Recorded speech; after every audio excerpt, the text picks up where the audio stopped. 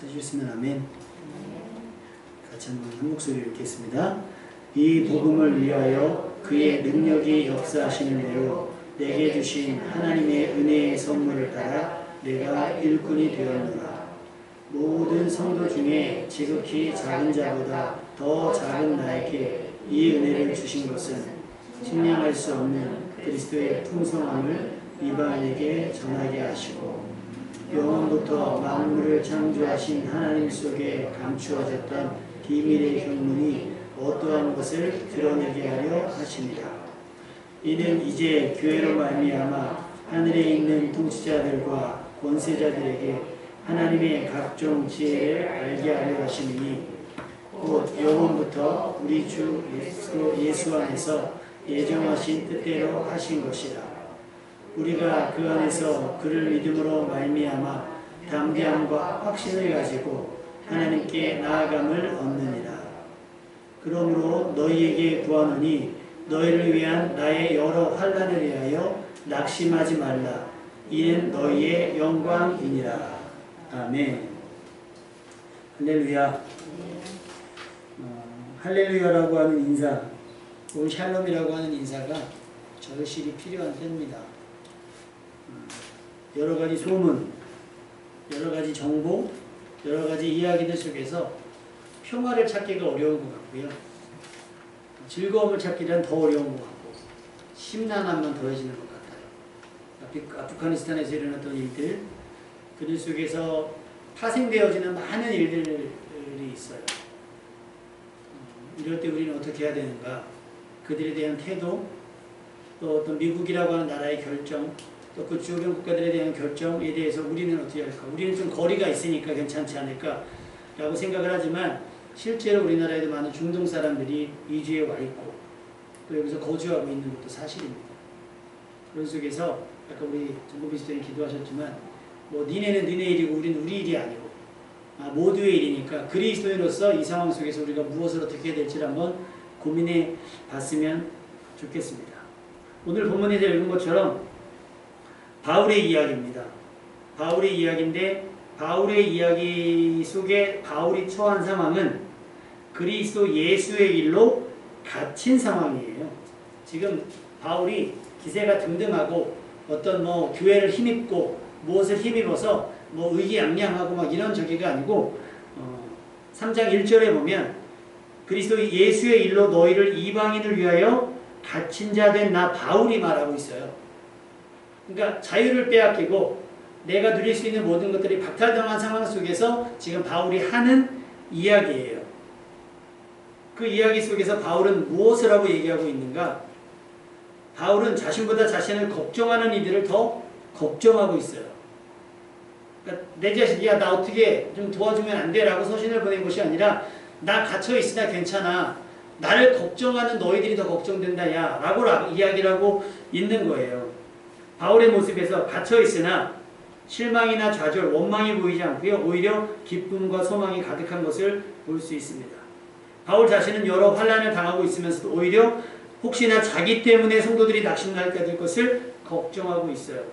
여러분 지금 여러분이 하고 있는 걱정의 수준을 높일 수 있기를 주님의 이름으로 부탁을 드립니다. 그리스도인들이 한숨 푹푹 쉬는 거 그렇게 아름답지 않고요. 그리스도인들이 이야기하는 자꾸 막 근심 걱정을 이야기하는 거 안 되는 거예요. 우리는 뭘 걱정해야 돼요? 나를 걱정하는 그들을 걱정하는 거예요. 따라해봅시다. 나를 걱정하는 그들을 걱정하자. 먹고 마시고 입고 하는 것들은 우리의 걱정거리나 우리의 근심거리가 아니에요. 그죠? 그건 하나님께서 우리가 공급해 줄 줄 믿으니까 우리는 내가 하나님께 주시는 은혜를 어떻게 소비하는지에 따라서 야 너 그렇게 살다가 어떡할래? 너 저축도 못하고 너 그렇게 하다가 어떻게 할래? 라고 나를 걱정하는 사람들을 오히려 더 걱정해 줄 수 있는 걱정의 수준이 그들보다는 높은 한 차원 높은 삶이 되시기를 주님의 이름으로 축원합니다. 바울은 자신이 갇히고 또 힘겹게 당하는 환난의 원인이 어디에 있는가라고 스스로 이야기할 때에 은혜의 선물을 따라 하나님이 우리에게 주신 은혜의 선물을 따라서 내가 그리스도의 일꾼 되었다라고 고백을 하고 있어요. 희한하죠? 여기서 말하는 은혜와 우리가 구하는 은혜가 다른 걸까요? 분명 우리는 은혜를 구하잖아요. 아까 은혜 모든 것은 주의 은혜인데 우리가 구하는 은혜는 뭐예요? 평안이고 우리가 구하는 부요고 우리가 구하는 은혜는 뭐예요? 넉넉함이고 형통함일 텐데 바울은 그 뭐예요? 받은 바 은혜의 선물을 따라 갇히고 매맞고 쫓기고 죽음의 위협을 당하고 있어요. 무슨 차이가 있을까요? 은혜에 대한 가치 혹은 은혜에 대한 우리의 태도의 차이에 있다고 보여집니다. 바울이 은혜를 받고 난 뒤에는 환난과 고난과 수고로움의 연속이었어요. 우리 아까 찬양, 이따 헌금 시간에도 부를 찬양이지만 성도의 노래 보면 환난과 고난과 고난, 그 수고로움이 은혜 받은 뒤에 계속되었다는 거예요. 그런데 그것을 그렇게 고생스럽게 여기지 않았다는 게 중요한 거예요. 이것이 은혜의 힘인 줄로 믿습니다. 우리가 백신을 맞아요. 백신을 맞으면 야 이제 걸리지 않겠구나가 아니라 뭐예요? 크게 잘못되는 것을 막아주는 게 백신의 효과라고 우리가 배웠잖아요. 그 정보를 통해서 알고 있잖아요. 믿음의 힘이 그런 거예요. 은혜의 힘이 은혜를 받으면 믿음을 가지면 아무런 일이 일어나지 않는 것이 아니라 그 모든 상황 속에서 그런 것들을 극복할 수 있는 에너지와 힘을 가지게 된다는 뜻을 말하는 거예요. 그런 것들이 없는 게 아니라 그런 것들을 통과해낼 수 있는 그런 것들을 감당해낼 수 있는 힘을 가지게 된다는 것을 우리는 깨달아야 되는 줄로 믿습니다. 왜 바울은 우리가 피하고자 하는 것을 정면으로 정통으로 마주할까요? 그것은 받은 바 은혜의 크기를 알기 때문이었습니다. 바울은 은혜를 아는 자였어요. 은혜를 알아도 제대로 알기 때문에 가만히 있을 수 없었던 거예요. 바울은 일어나 이방인에게로 향했습니다. 바울은 부르심을 따라 움직였고요. 바울은 사명을 뜻대로 삼고 좌로나 우로나 치우치지 아니하고 하나님의 뜻을 향했습니다. 바울이 하고자 하는 여행은 크루즈를 타고 하는 멋진 여행이 아니었어요. 그가 탐내는 거친 풍랑을 만났고 난파되기도 했습니다. 이런 위험도 바울을 막지도 꺾지도 못했고 바로 은혜 때문이었습니다. 바울은 자신이 나가는 이들을 부끄러워하지 않았습니다. 바울은 항상 당당했고 담대했습니다. 자, 마지막 절 한번 읽어볼까요? 13절 말씀. 13절 말씀이 참 저에게 교훈이 됐어요. 자, 13절 다 같이 시작.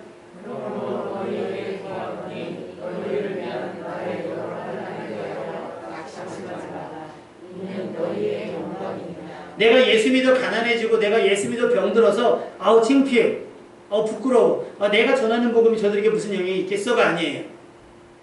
나는 예수를 믿고 받은 바 은혜 때문에 너에게 나아갈 때 너에게 나아가기 위해서 내가 소비했던 많은 것들, 돈이나 명예나 권세나 모든 것들 다 소비해버리고 빈몸으로 나아가는 것 부끄럽지 않다는 얘기예요.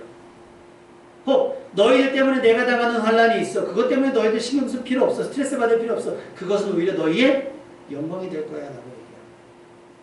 복음이 한결같이 하는, 사도 바울이 한결같이 하는, 나는 복음을 부끄러워하지 아니하는. 설령 내가 했던 기도가 당장 응답되지 않아서 사람들이 뭘 하나님 주무시고 계신가 봐 라고 비웃는다 할지라도 바울은 그거에 대해서 전혀 연연하지 않았던 사람이 사도 바울이에요. 바울은 부끄러워하는 것이 하나도 없었어요. 지금은 그래요. 그런데 정말 바울은 부끄러움이 하나도 없는 사람이었을까? 아니, 성경에 찾아보면 디모데전서 1장 13절에 보면 자신의 과거를 굉장히 민망해하고 부끄러워하는 것을 알 수 있어요. 디모데전서 1장 13절 내가 전에는 비방자요 박해자요 폭행자였으나 도리어 긍휼을 입은 것은 내가 믿지 아니할 때에 알지 못하고 행하였음이라 라고 얘기하고 있습니다. 예수를 믿기 전 하나님의 말씀을 들어 알았으나 하나님의 말씀이 이야기하고자 했던 예수 그리스도를 인격적으로 만나기 이전에 저질렀던 모든 일들을 생각해보니 참 민망하고 부끄럽고 창피하고 미안하다는 거예요. 그렇다고 해서 사도 바울이 이 일을 평생 가면서 감추고 그 다음에 평생 가면서 이것들을 변명하거나 핑계하고 야, 내년에 있을 대선이 여러분 기대되지 않습니까? 와, 아주 그냥 막 여야를 막론하고 아주 버라이어티합니다. 이게 우리 그 나라 국가의 수준이 아닐까 싶어요. 소위 그러잖아요. 야, 불법 없이 어떻게 국회의원이 되나, 뭐 없이 무슨 대통령이 되나 막 이런 얘기가 나오는데 자질을 검사할 때도 마찬가지인 거죠. 야, 어떻게 그런 일들이 있을 수 있을까 막 들춰내고 막 서로 막 해요. 근데 또 될 사람은 되고 대본하면서 잊혀지고. 여러분, 쿨하게 인정할 수는 없습니까? 내가 그때는 그랬다. 잘못하고 시인하는 것이 뭐가 잘못이에요? 문제는 더 문제예요? 감추고 가리는 것이 문제이지 잘못된 것을 잘못했다 이야기하는 게 뭐예요? 근데 우리는 잘못했다고 시인하면 그때부터 발가벗겨지니까 그것이 창피한 거예요. 또 다른 과거가 연이어 드러나지 않을까 해서 우리는 감추는 거예요. 사도 바울은 안 그래요. 복음을 전하면 사람들이 쑥덕쑥덕 할 때마다 고백하는 게 그래 내가 그런 사람이었다. 내가 죄인 중에 개수 맞다. 그래서 사도 바울이 자신을 고백할 때 뭐라고 얘기하냐면 오늘 본문에도 나오지만 나는 지극히 작은 자, 성도 중에 지극히 작은 자라고 얘기를 하는 거예요. 8절 말씀 한번 읽어보죠. 시작. 모든 성도 중에 지극히 작은 자보다 더 작은 나에게 이 은혜를 주신 것은 측량할 수 없는 그리스도의 풍성함을 너희에게 전하게 하시고. 사도 바울이 배운 게 많고 고학력자잖아요. 배운 게 많았으니까 배운 게 많고 아는 게 많았으니까 이런 어떤 은혜가 임한 것이 아니고 하나님께서 지극히 작은 자보다 더 작은 나에게 이 은혜를 주신 것이라는 거예요. 그래서 언제 알았어요? 사도 바울이 그리스도를 인격적으로 만나고 난 다음에 아는 거예요. 그러니까 내가 과거에 저질렀던 일들이 부끄럽지만 들추지 않을 수 없어. 들추지 못할 일이 없는 거예요. 들춘 거예요. 그래. 나는 그때 그런 사람이었다. 지금 왜 이렇게 자신있게 얘기할 수 있죠? 지금은 그런 사람이 아니기 때문에. 만약에 지금도 그런 사람이었다면 그렇게 얘기 안 하겠죠. 교묘하게 가면을 쓰고 교묘하게 자신을 포장하며 과장하면서 과거를 들추고 없애려고 애를 썼을 거예요. 요즘 학교 폭력에 대한 그런 질문들과 그 다음에 답변들을 보니까 재미나더라고요. 지금 여러분 학원 폭력을 당했어요? 학생들 잘 들어? 학원 폭력을 당했어요. 지금 신고하면요. 촉범 소년이기 때문에 처벌을 안 받아요. 그거 증거를 모아서 얘가 생일이 딱 지나서 미성년자가 딱 벗어지는 때 그걸 고소를 딱 하면 그게 이제 된다는 거예요. 법적으로. 스포츠계를 바짝 뒤집었던 학원폭력 이야기들이 있었지요. 예전에 혹시 여러분 연예계에서 학력 위조에 대한 유명한 연예인들 막 다 걸렸었어요. 다 그래놓고 입 싹 닫잖아요. 마치 자기는 깨끗한 거죠. 이번에 농구선수 출신 허재 씨가 CF를 찍었는데 그게 또 말이 많아요. 숙취해소제를 찍었는데 그분이 음주운전 전과가 꽤 여러 번 되거든요. 말이 되냐 이거예요. 소위 말해 이미지 세탁? 바로 이미지 세탁 같은 거 뭘로 보여요? 삶으로 증명해 보이는 거예요. 그럴듯한 말로 포장하는 것이 아니고 내가 어떻게 살아가는지. 그래서 사도 바울은 어디 가서 사례비도 안 받아요. 사실은 많은 목사들이, 많은 목회자들이나 선교사들이 바울의 모델을 따라가고 싶어 해요. 교회에서 사례비를 받으며 그렇게 하는 게 아니라 성도들에게 부담을 주는 것이 아니라 사도 바울이 텐트를 키우면서 자비량 사역자였거든요. 왜? 부담 주기 싫으니까. 그랬던 동력 중에 하나가 바로 이 과거에 있지 않았나 싶은 거예요. 내가 어떻게 저들이 주는 것을, 내가 저들을 빼앗고 저들에게 못할 짓을 많이 하고 죽이기도 하고 때리기도 하고 잡아가둔 사람들에게서 어떻게 내가 사례를 받나 했을까요? 사도 바울은 자비량을 하면서, 그래서 요즘에는 일하는 목사님들이 굉장히 많습니다. 주유소에서 택배 일을 하시는 분들, 그 다음에 건축 일을 하시는 분들 굉장히 많으세요. 나는 부끄러워지지 않기 위해서 그렇게 하시는 분들이 많이 있어요. 혹시 여러분 주변에서 일하는 목사님들을 보시면 격려해 주시고 응원해 주시기 바랍니다. 그렇다고 반대로 우리 목사님 왜 일 안 하지? 하지 마시고, 할 수 있다면 목사는 기도하는 일과 말씀 준비하는 일에 전적으로 하는 게 사실은 가장 좋아요. 베스트. 학생들한테 공부하라고 그러잖아요. 고시 공부하는 사람들한테 알바시키지 않잖아요. 그런 것처럼 목회자에게 그렇게 어떤 그런 환경을 제공하는 것이 성도님들이 할 수 있는 열심이기도 하고, 반대로 모두가 다 어려울 때는 목사도 나가서 성도들에게 부담을 지울 수 없으니 목사도 나가서 열심히 일하고 사회 경험을 할 수도 있다고 저는 봐요. 그러니까 목사가 일한다고 존재할 것도 없고 목사가 일 안 하지 않는다고 존재할 필요도 없어요. 다 은혜만큼 하시는 거예요. 사도 바울이 하는 얘기. 다 나처럼 되라고는 얘기는 하지만 사도 바울이 나처럼 살으라고는 안 하거든요.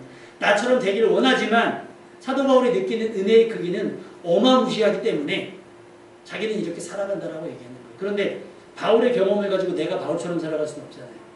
나는 나대로 여러분대로 은혜를 주신 만큼 그것으로 여러분 사명을 감당하는 거예요. 막 집 팔아가지고 헌금하고 선교사들에게 보내고 이건 받은 바 은혜의 크기를 아는 사람만큼. 그렇다고 못 보내시는 분들이 은혜의 크기를 모르느냐? 그게 아니에요. 내가 전에 어떤 사람은 어떤 삶을 살았느냐에 따라서 그렇게 헌신하고 충성하는데 사도 바울은 특별히 워낙 자기가 한 일이 죄인 중에 괴수 같은 일이다 보니 이렇게 살아가는 거예요. 측량할 수 없는 그리스도의 풍성함을 어디에? 아무도 가지 않는 이방인들에게 믿음의 불모지로 향하게 했던 겁니다. 바울은 성경을 무려 13권 썼어요. 바울 서신이라고 하죠. 그랬던 사람이 뭐가 부족하고 그래서 자기를 뭐라고 이렇게 낮춰요. 그래서 어떻게 보면 뭐 목회자뿐만 아니라 사람들 명함에 이력 적는 거 있죠. 하나님 앞에 다 무의미합니다. 그 명예만 있는 거 되게 많아요. 뭐 현, 뭐 이렇게 막 있죠. 근데요, 유재석 씨 명함에 뭐 들었을 것 같아요? 유재석 그럼 알잖아. 유재석은 비행기 미국 갈 때요.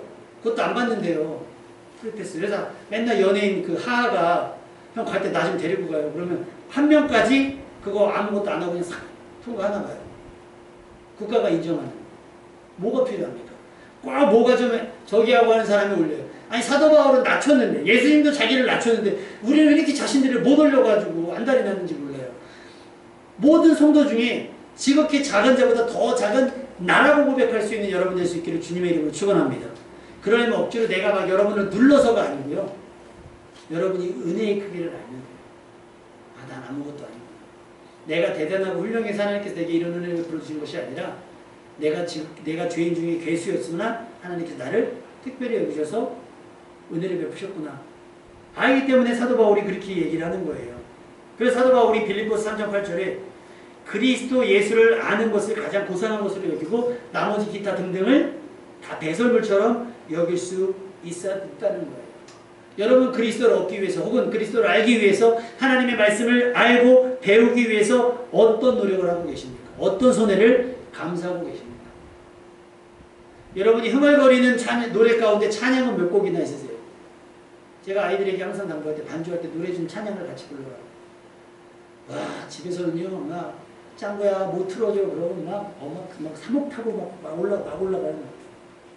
찬양 소리 그렇게 들어본 적이 없어요. 내 딸들이지만 막 임영웅 나오면 막 노래 따라 부르고 막 이러면서 미스터 트롯 그러면 막 열광하면서 막 찬양 이런 거 찬양 어려운데 여러분 노래를 따지면 그런 노래가 훨씬 어려워요. 찬양이 좀 어려워지고 복잡해지고 근데 가사가 너무 좋지 않습니까? 찬양들 보면 아까 찬양 가사 중에 하나 불러드릴게요.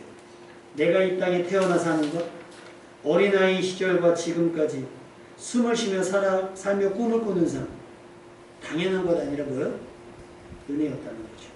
내가 하나님의 자녀로 살며 오늘 찬양하고 예배하는 것도 복음을 전할 수 있는 축복이 당연한 것 아니고 뭐요?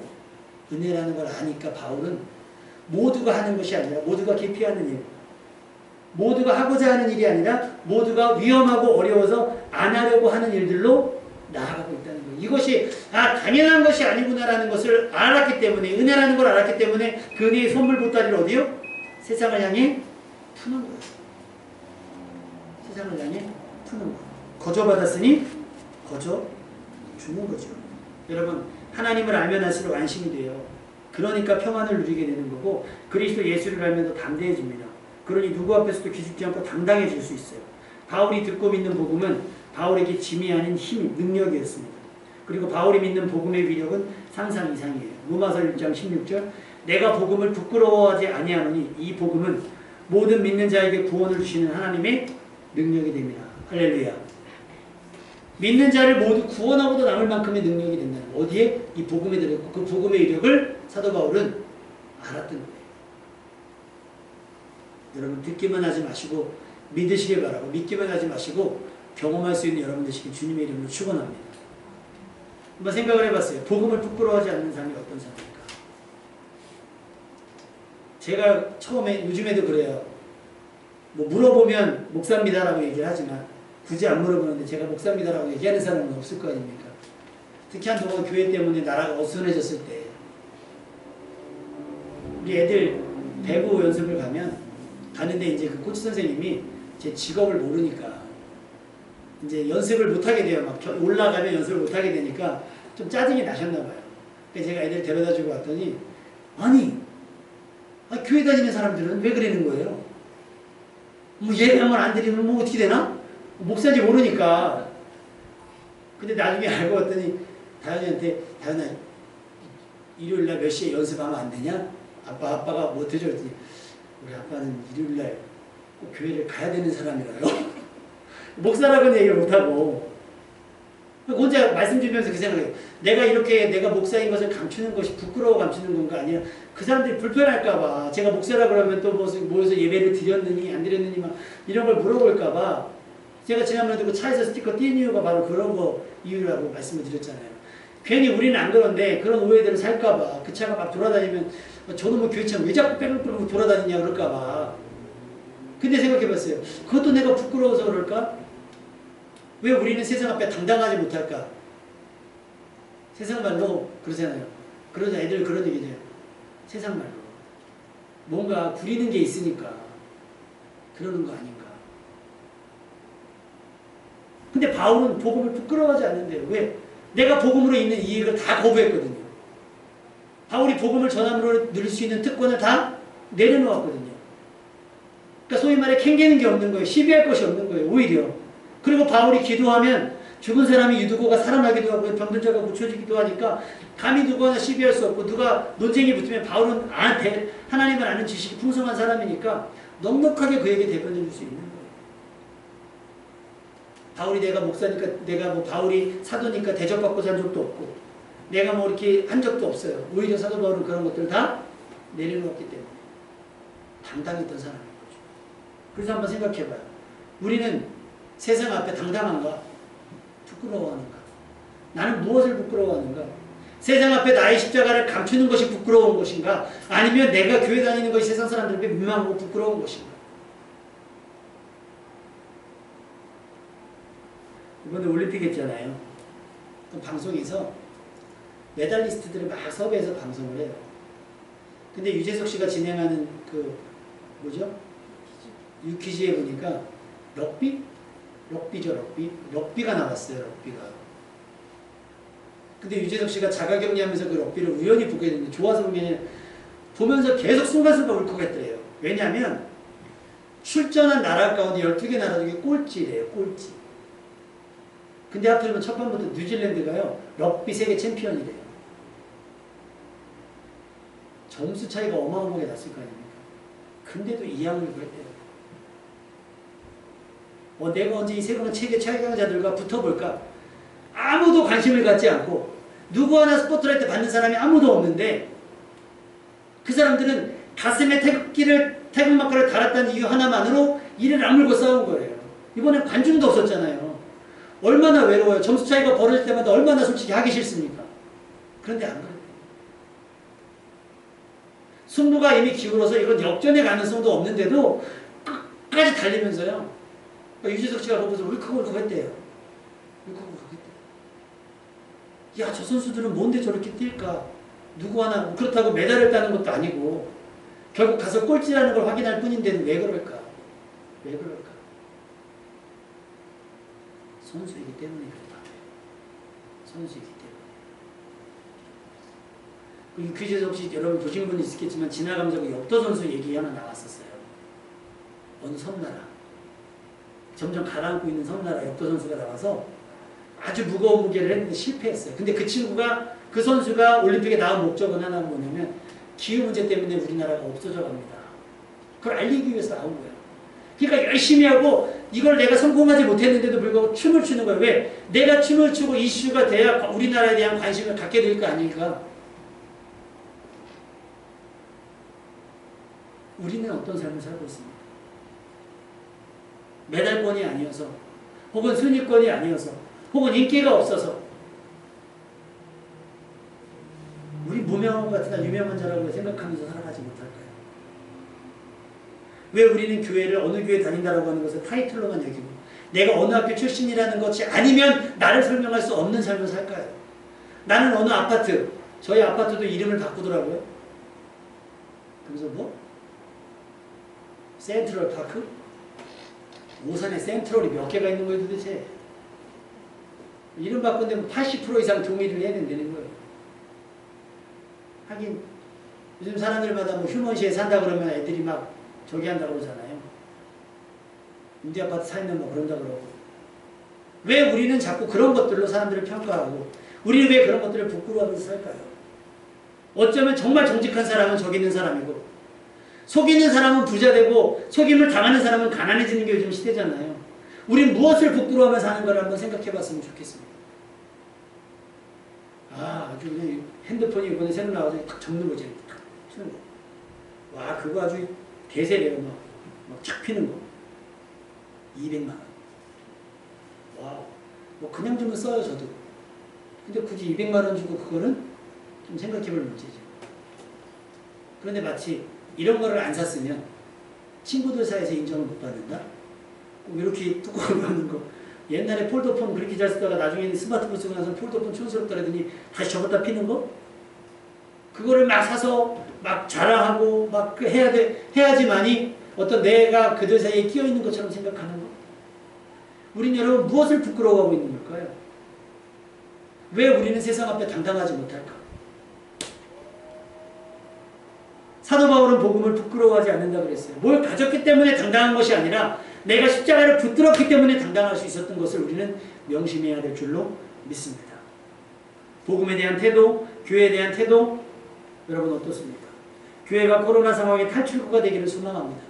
여러분의 삶의 태도와 여러분이 이 상황에 대한 어떤 태도가 다른 사람들에게 살 수 있는 소망이 됐으면 좋겠어요. 근데 같이 모여가지고 죽겠네. 야, 봤냐? 그 드라마 뭐죠? 그 이상한 거? 마치 드라마인데 SF 영화 같은 거예요. 막 죽었다 살아나가는 거. 에? 뭐야, 다현아. 그거 아직도 안 끝났죠? 도대체 죽여도 살았다고 엄청나게 한다면서요? 사람들이 지겨운데도 본다면서요? 도대체 이 드라마가 어디까지 가나? 얼마나 손이 여러분이 손가락이 없어질 만큼 부끄럽습니까? 솔직히. 그런 걸 작품이라고 보고 있는 우리나 그런 걸 작품이라고 해서 참가하는 연예인들이나 솔직히 말해서 작품이 작품다워야 우리 스토리를 쓰니까 알 거 아닙니까? 그죠? 근데 자극적이면 되니까 뭘 부끄러운지 몰라요. 뭐가 부끄러운지 모르고 뭐가 창피한지 몰라요. 그냥 있기만 있으면 되지.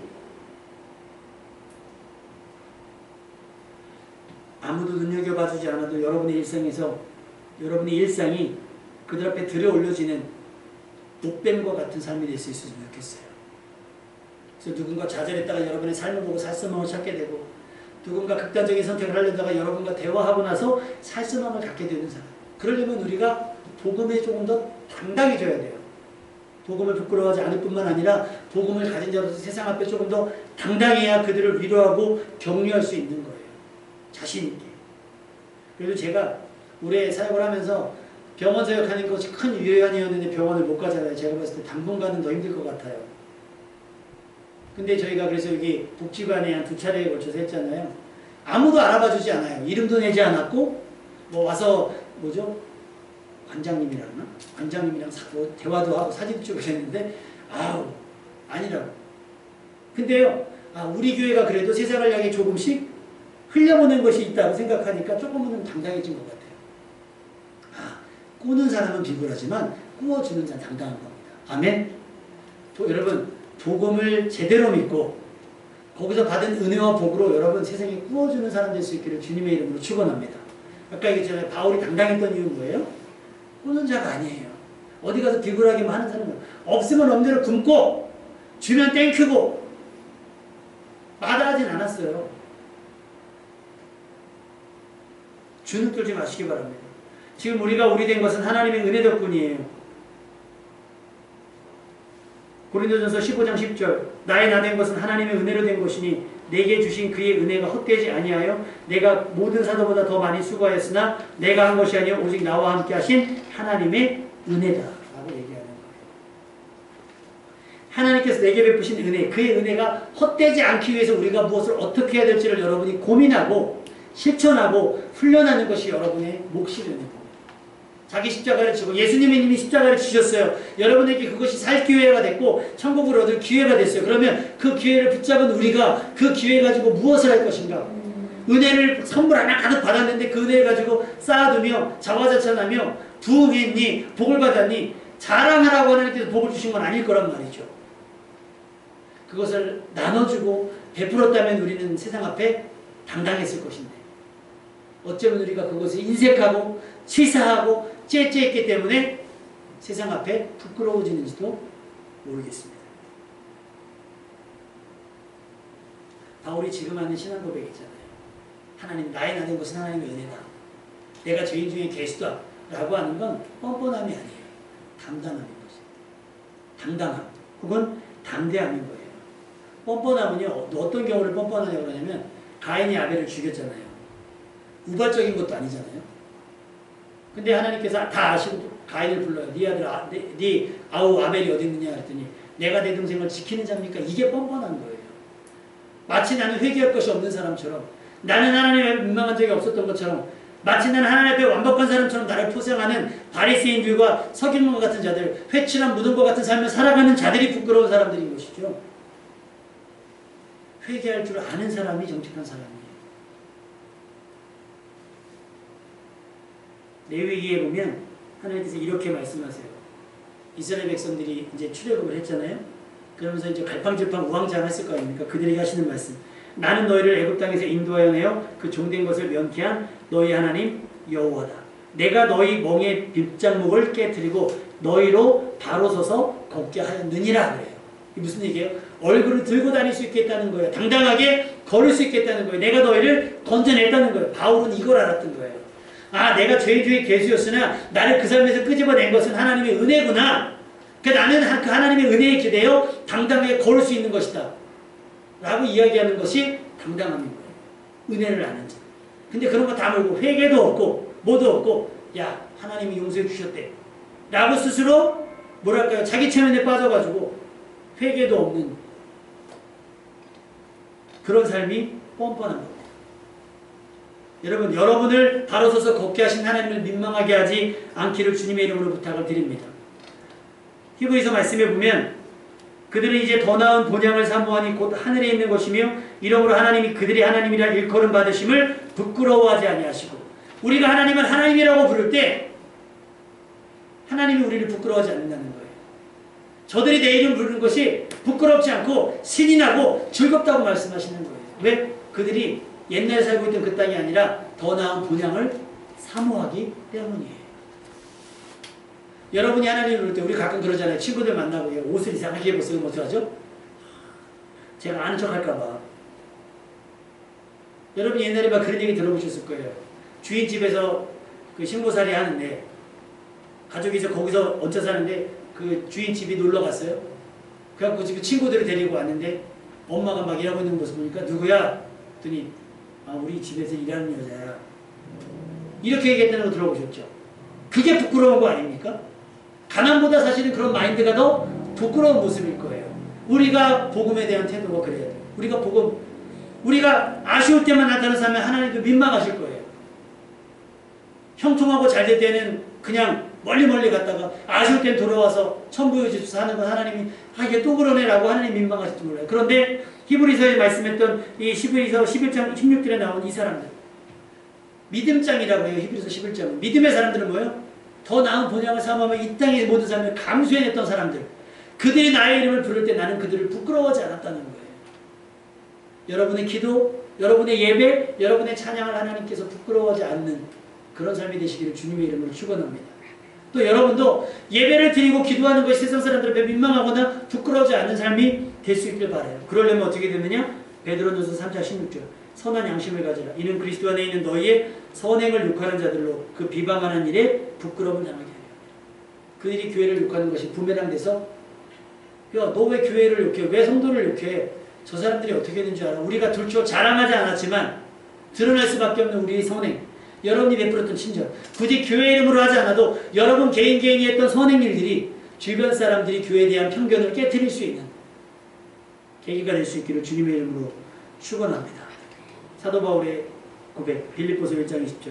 나의 간절한 기대와 소망을 따라 아무 일에든지 부끄러워하지 아니하고 지금도 전과 같이 온전히 담대하여 살든지 죽든지 내 몸에서 그리스도가 존귀하게 되려 하려 하나니. 복음을 위한 일이라면 뭐 하나 부끄러운 일이 없다는 거예요. 복음을 위한 일, 교회를 위한 일, 주를 위한 일, 그리스도가 존귀하게 되는 일이라고 한다면 나는 빈부귀천 그 어느 분에 속해도 상관이 없다라고 사도 바울은 고백합니다. 오히려 어떤 일이든 강하고 담대하게 맞부딪히겠다고 얘기해요. 윤동주 시인이 이렇게 썼다죠. 죽는 날까지 하늘으로 한 점 부끄러움이 없기를.